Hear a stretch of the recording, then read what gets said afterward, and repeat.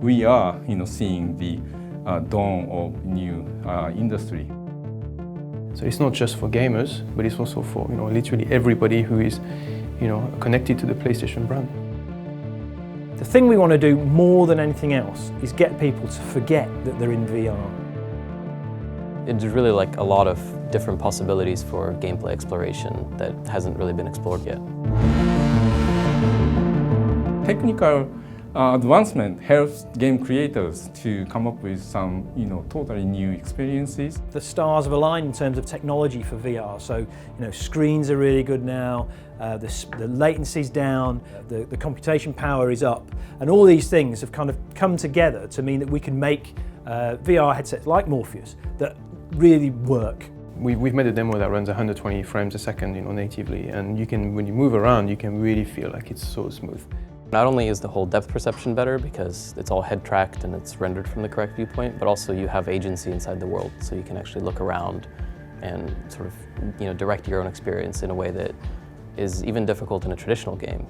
On one hand, you've got the Move controller, so you've seen the highest demos, and then on the other side you can also use DualShock 4. So we have these two options, and depending on the game that people make, they might choose one or the other. The two are very complementary. The next generation that we showed earlier this year, just even better. I mean, a brilliant screen. It's very comfortable. The weight distribution around your head, all those sort of practical things really, really improved. Moving to OLED, that's been a big difference too. So now the demos we had before running on LCD, we were kind of getting used to them. But the moment we kind of switched, it was like, wow.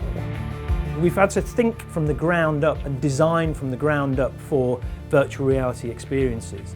So instead of using a traditional FPS control system on a DualShock, for example, in the Heist, we're using two Move controllers, and you're actually in there, actually shooting baddies, looking around, one-to-one relationship with your hands and the environment.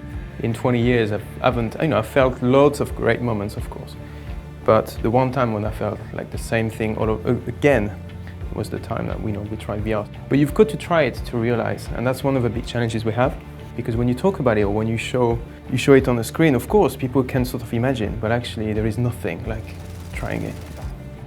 There's a lot of exciting possibilities to kind of present worlds that feel realistic but are completely not like anything you could actually experience in real life, so I think that's my hope for the project.